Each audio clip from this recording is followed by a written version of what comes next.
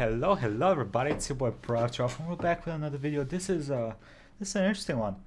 You suggested check out the Critical Drinker. Awesome fucking YouTube name, by the way. Okay, I'll not give him a like just for the YouTube name. I'll wait for the end of the video, okay? Anyway, this is why do we need heroes?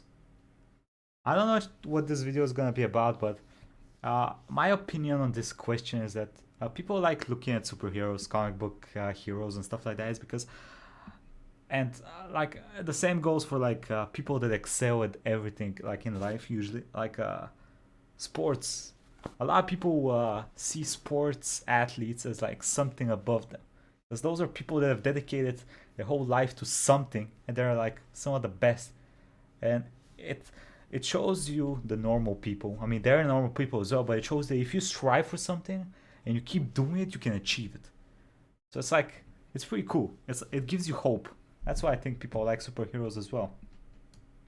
It's a person fighting for something. Comic books. You've got to love them, especially in the... By the way, I've read a decent amount of comic books. I love Batman comic books. I like the Batman comic books that are like a little bit surreal. Not surreal. Surreal is the wrong word for it. Are a bit more realistic. Like where he gets his ass whooped. I remember there was this one where he gets his ass whooped. It was during the first year before, like just before he becomes Batman, and he gets his ass whooped by a lot of people. Comic books. It was dope. You've got to love them, especially in the current year. Whether it's reimagining Bruce Wayne as an Asian American teenager accompanied by his gay butler Alfred, or a body-positive Wonder Woman that strikes... A Wonder Woman? What? More like diabetes woman? What the hell? Jesus Christ. By the way, that's very unrealistic. If you're fat, you have titties. Fear into the hearts of all-you-can-eat buffets everywhere, or whatever these two are meant to be. The entire industry seems everywhere, or... This is a meme, right? Snowflake and safe space. This is a meme. This is a meme. Warriors. Warriors of what? What do you fight for? She almost spilled on myself. Whatever these two are meant to be. The entire industry seems to have spent the past few years self-destructing. Oi, oi, I oi. mean, By the way, I don't agree with that. Like, these are some interesting comic books, but didn't we get like the crazy Batman alternative universe comic books in the last couple of years? Those were insane, like the Joker hybrid. Inventing itself into something more diverse and inclusive. And what could be more diverse and inclusive than a YA novel about the gay, goth, plus-sized daughter of legendary DC superhero Starfire, struggling to escape the long shadow cast by her famous mother and find her own sense of identity during her turbulent teenage years. It's a good premise, really, allowing the writer to explore... One second. Okay, we're back. Explore questions of family legacy, personal identity, societal expectations, the real-world implications of fame, and the complex and often difficult relationship between mothers and their teenage daughters. So let's take a look at this exciting new work, shall we?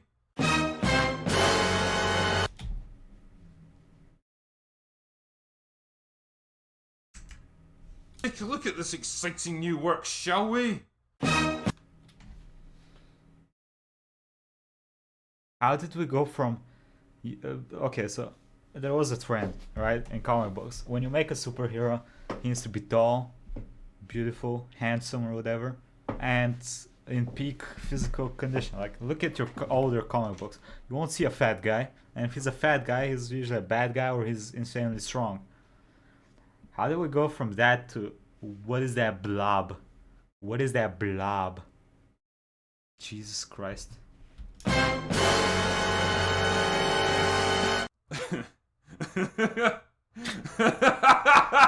It does prompt a few questions though, like, why does her upper lip project several inches from her face? Why does one of her hands seem to be suffering from chronic gigantism? Why does this front cover look like it was drawn by me after several pints of methylated spirit? That's not the only thing that's suffering from gigantism.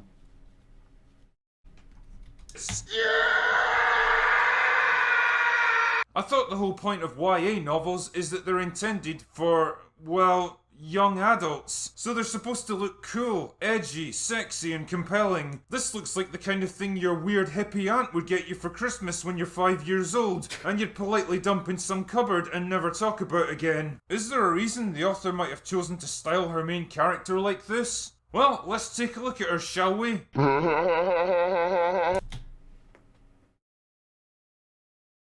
Oh shit.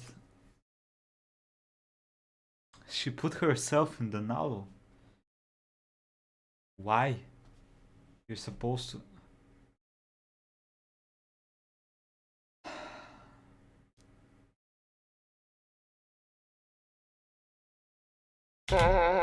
Now, call me crazy, but I do detect a faint resemblance here. The thing is, it would be easy enough for me to point and laugh at what's clearly just another cringeworthy, self-insertion vanity project doomed to fall into the garbage can of history, written by an author whose ego probably outstrips her creative ability, and commissioned by a struggling publisher desperate to appeal to a woke audience that probably should have allocated its declining resources to something with a better chance of success, like burning money. I could do all of these things and probably have a good laugh along the way, but really the bigger question that comes to mind for me is, what exactly are we becoming if this is the new standard for our comic book heroes? See, we've been doing this kind of thing for a lot longer than you might think. In fact, ever since us humans have been able to conceive of stuff beyond our own experience, we've been kind of fascinated by the idea of heroic characters embarking on epic adventures, righting wrongs, and defeating evil enemies. It's kind embarking on epic adventures, righting.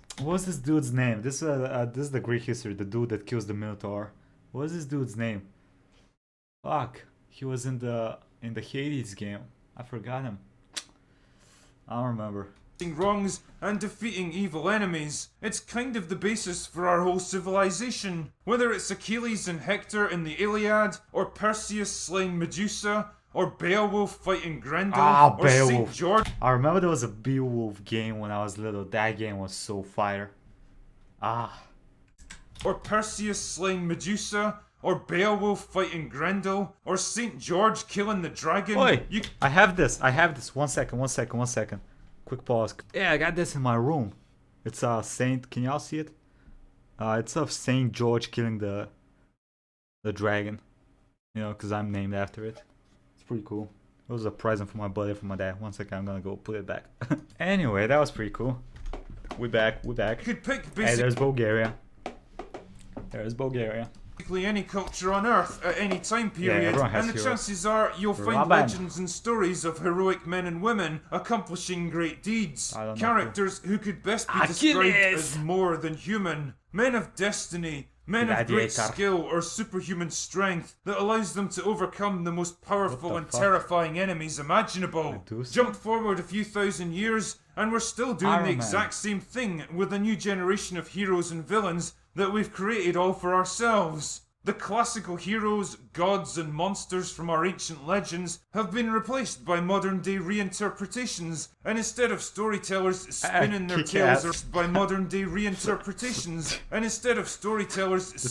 tales around a campfire, now we have comic books, movies, and TV to satisfy our needs. The technology might have changed, but the basic motivation... One of the best superhero movies out there. If you've not seen this, go watch it. What was it called? Oh shit, I forgot the name. I'm really bad with names, guys. Yeah, someone please put it in the comments. This is amazing. It was after a comic book. Fuck, what was it named? I don't remember. We still have the same drive and hunger for stories of larger-than-life heroes and villains. The same need to believe in things that are grander and bigger than our own petty existence. The same aspiration to be more than we are. And I guess this is the real point I'm trying to make here. The heroes we create are a symbol and a reflection of our human potential, not... So, from what I know... The heroes we create are a symbol and a reflection... In this scene, he actually tore his biceps while doing the scene.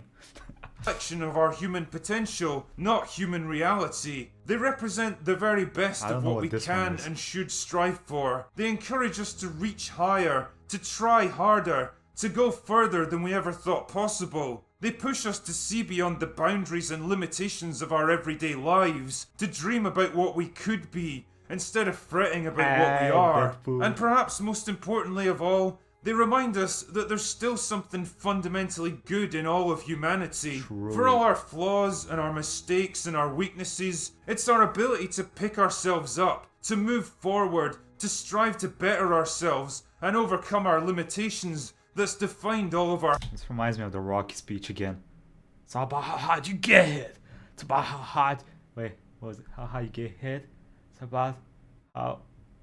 you can get back up and keep... I don't remember. I used to have that speech memorized. It's such a good speech. Our history. It's what's driven us to build great cities, invent new technologies, compose great symphonies and works of art, to explore the furthest reaches of our planet, and to reach for the stars. The potential that exists inside each and every one of us is as unlimited as our imaginations, and the heroes that we create to inspire and motivate and guide us reflect the very best aspects of that boundless potential. So I guess it's kind of sad and disheartening to watch today's cynical, nihilistic, mean-spirited attempts to undermine, subvert and degrade those same heroes. Instead of respecting and looking up to them, it's become fashionable to mock and belittle and criticize them as relics of a bygone era, or symbols of oppression or discrimination, without really understanding what they stood for. Damn, this got sad pretty fucking quick.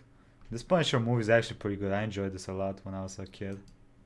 Era, or symbols of oppression or discrimination, without really understanding what they stood for in the first place. People who once looked to our heroes as symbols to aspire to, as a motivation to become more than they are, now see them as an unflattering reflection of their own weaknesses and failures. Rather than try to better themselves in their lives through hard work, courage and sacrifice, they instead find perverted joy in tearing down anything that stands higher than them, bringing everyone and everything down to their level, instead of the harder but more rewarding task of raising themselves up. That's and the true. end result of this way of thinking is a... That is so true.